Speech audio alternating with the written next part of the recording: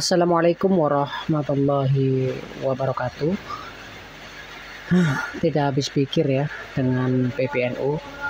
Hari Jumat yang lalu PBNU tepatnya tanggal 26 September tahun 2025 mendatangi Gedung Merah Putih KPK mendesak KPK untuk memproses Ustadz Khalid Basalam Hafizahullah Ta'ala agar ditindak tegas dan segera diproses hukum bersama agen travel lainnya yang menikmati hasil korupsi kuota haji dari Kemenak yang dipimpin oleh Bapak Yakut Khalil Kaumas waktu itu.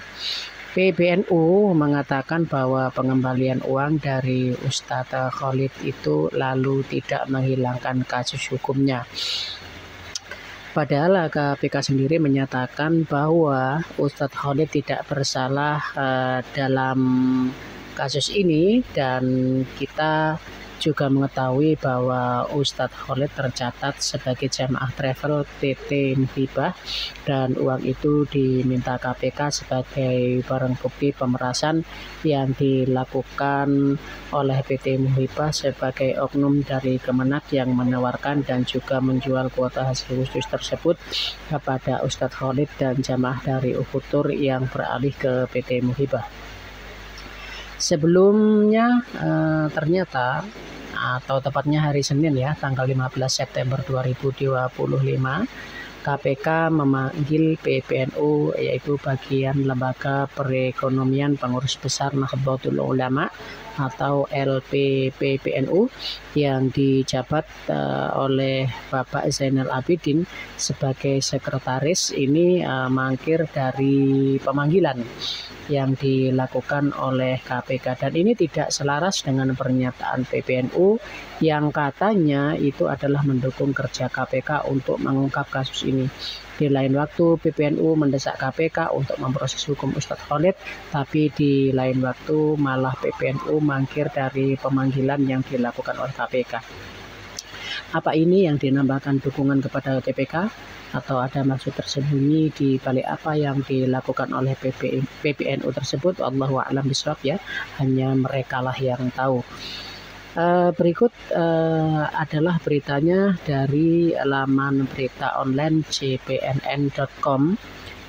Ini judulnya ya, Sekretaris LP PBNU mangkir dari panggilan KPK terkait kasus kuota haji. cpnn.com Jakarta. Sekretaris Lembaga Perekonomian Pengurus Besar Nahdlatul Ulama LPPBNU Zainal Abidin mangkir dari panggilan Komisi Pemberantasan Korupsi KPK. Ia dipanggil untuk diperiksa sebagai saksi kasus dugaan korupsi dalam penentuan kuota dan penyelenggaraan ibadah haji tahun 2023-2024 pada Kementerian Agama. Yang bersangkutan tidak hadir dalam pemeriksaan itu, ujar juru bicara KPK Bapak Budi Prasetyo di Gedung Merah Putih KPK Jakarta. Kalian bisa cari sendirilah ya, beritanya itu banyak kok di laman-laman berita online. Tinggal ketik saja di pencarian PBNU mangkir dari panggilan KPK terkait kasus kuota haji. Insya Allah itu beritanya akan muncul ya di layar kalian, di layar HP atau PC atau laptop kalian.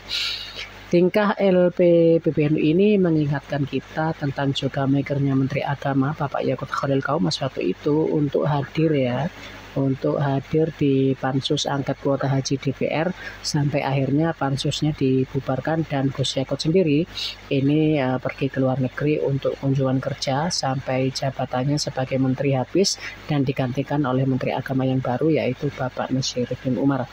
Baiklah, demikian video yang kami hadirkan pada kesempatan kali ini. Sebagai penutup kami tampilkan video dari kanal YouTube Our Life Muslim Channel. Barakallahu fikum. Wassalamualaikum warahmatullahi wabarakatuh.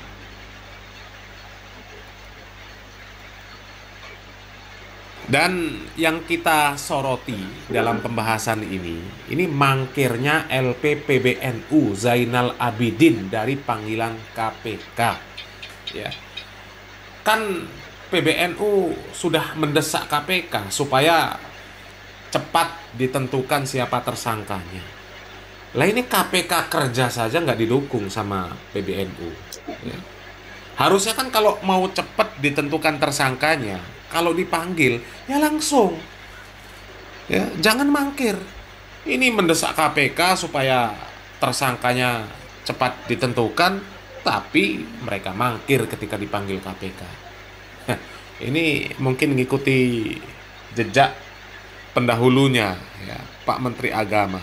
Pak Menteri Agama kan seperti itu, dipanggil pansus waktu masih menjabat sebagai Menteri Agama, nggak pernah datang sampai masa jabatannya habis, nggak datang-datang juga memenuhi panggilan dari pansus sampai pansus dibubarkan. Ya, padahal itu kan demi NKRI, ya coba wajar lah kalau kemudian koar-koar mereka sekarang ini dijadikan bahan ejekan. Ya, koar-koarnya NKRI harga mati, Pancasila jaya, Nusantara milik kita. Hah? Kita yang paling cinta sama kiai, sama ulama. Kalau ada yang ganggu ulama kita, ganggu kiai kita, mereka jual, kita borong habis. Taunya kiai sendiri diembat. Apa nggak menjijikkan? Salam waras, salam akal sehat. Barakallahu fikum. Wassalamualaikum warahmatullahi wabarakatuh. Waalaikumsalam warahmatullahi wabarakatuh.